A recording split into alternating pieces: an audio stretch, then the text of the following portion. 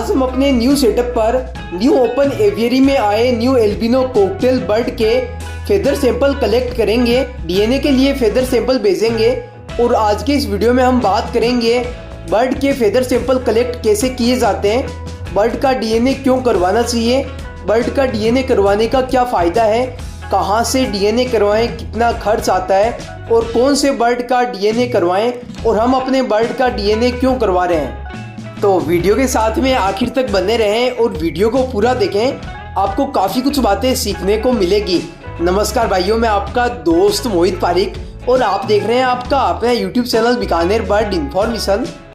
तो दोस्तों, आज हम अपने 4 कॉकटेल बर्ड का एल्बिनो कॉकटेल बर्ड का डीएनए टेस्टिंग के लिए फेदर सैंपल कलेक्ट करेंगे।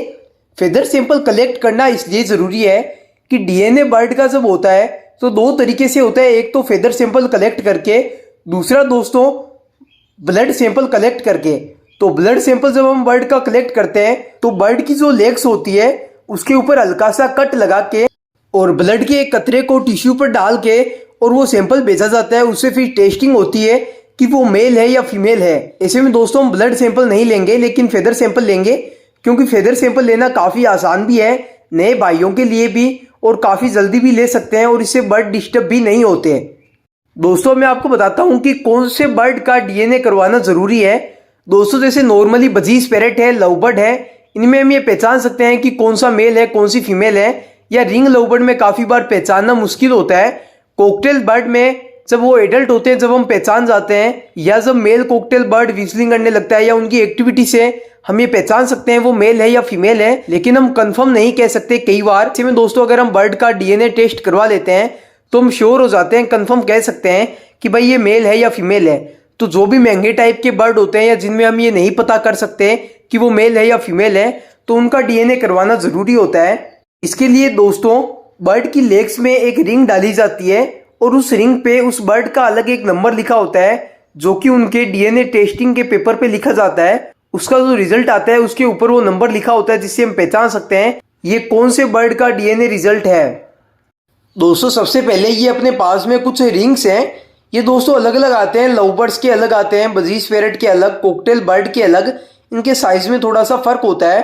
और दोस्तों इस तरीके के जो रिंग्स हैं वो 2 तरीके के आते हैं। एक तो दोस्तों कट रिंग्स होते हैं जो कि कटे होते हैं, जिनको हम कभी भी बर्ड के पैर में डाल सकते हैं या निकाल भी सकते हैं। एक दोस्तों विदाउट कट रिंग होते हैं जो कि जब बर्ड छोटे होते हैं, बच्चे जब छोटे होते हैं, जब पंजे उनके छोटे होते हैं उसी समय डाले जाते हैं, और जब पंजे बड़े हो जाते हैं तो वो फिक्स हो जाते हैं उनके पंजे के अंदर, उनके लेग्स के अंदर। उसके बाद हम उन्हें नहीं निकाल सकते।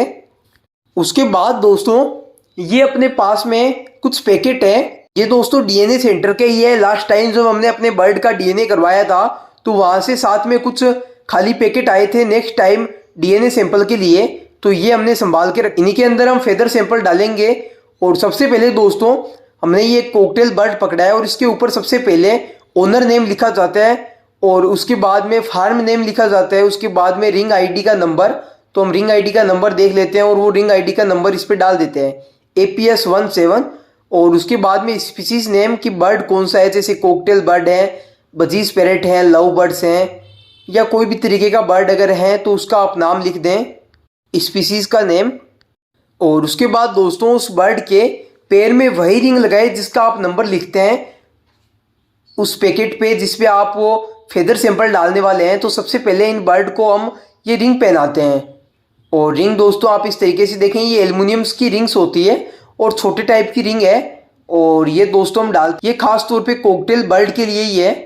इसको दोस्तों लगाने के लिए हम नोज प्लायर का इस्तेमाल करेंगे, नोज प्लायर का। और ये आप देखें दोस्तों हमें ऐसे लगानी है, सही तरीके से लगानी है। कई बार सही रिंग नहीं लगती तो बर्ड जब जाली के ऊपर चलते हैं, पकड़ते हैं, तो जाली के अंदर भी रिंग फंस जाती है और बर्ड वहाँ पे फंस जाता है। काफ़ी बार बर्ड फंसने की वजह से मर भी जाता है। तो आप ऐसी गलती कभी भी ना करें, रिंग को काफ़ी अच्छी तरीके से आप लगाएं। तो रिंग लगाने के बाद दोस्तों बर्ड के चेस्ट से कुछ फेदर सैंपल कलेक्ट करेंगे। फेदर सैंपल हमें इस तरीके से कलेक्ट करना है कि एक ही फेदर को हमें पकड़ना है और झटके से उसे निकालना है, ताकि फेदर के साथ में नीचे थोड़ा सा हल्का ब्लड लगा रहे, उससे वो टेस्टिंग होगी। हमें चेस्ट के 7 से 8 फेदर कलेक्ट करने हैं, सही फेदर। तो वो कलेक्ट इस तरीके से दोस्तों हम करते हैं और इसके अंदर डालते हैं।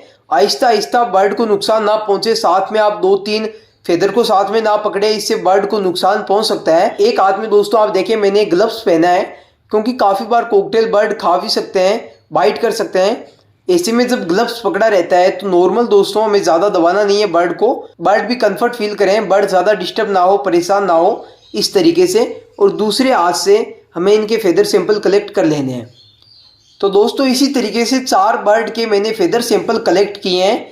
ये आप देख सकते हैं 4 ही पैकेट में ये फेदर सैंपल है।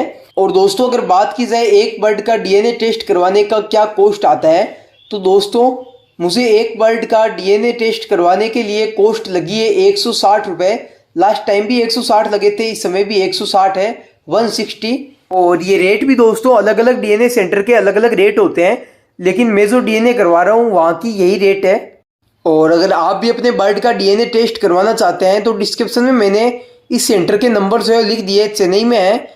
उसके बाद दोस्तों आप एक पेपर में ये डीएनए सैंपल डालें और उसके बाद में जहाँ पर आपको वो भेजने हैं वो आप उसके अंदर लिख दें जहाँ से आपने भेजा है, आपके कॉन्टैक्ट नंबर लिखें, व्हाट्सएप नंबर लिखें, ताकि फेदर सैंपल पहुँचने के बाद में ऑनलाइन पेमेंट करना होता है, एडवांस ऑनलाइन पेमेंट। उसके बाद में टेस्टिंग होती है, उसके बाद पीडीएफ आपको व्हाट्सएप पर मिल जाती है और कुछ समय के बाद में जो रिजल्ट है उसके जो पेपर है, जो कार्ड्स हैं, वो आपके एड्रेस पर डाक के द्वारा ही पहुंच जाते हैं। मैं स्पीड पोस्ट के द्वारा इसे भेजूंगा और वो थोड़ा सा सस्ता भी पड़ता है और थोड़ा जल्दी भी फेदर सैंपल पहुंच जाएंगे उनके पास में। तो दोस्तों आज की इस वीडियो में बस इतना ही। आज का ये वीडियो आप सभी को कैसा लगा, वीडियो को लाइक करें, अपने ढेर सारे दोस्तों में भी शेयर करें। तो फिर मिलते हैं एक नए वीडियो नए टॉपिक के साथ, तब तक अपना ख्याल रखें, अपने बर्ड का ख्याल रखें। Bye bye friends.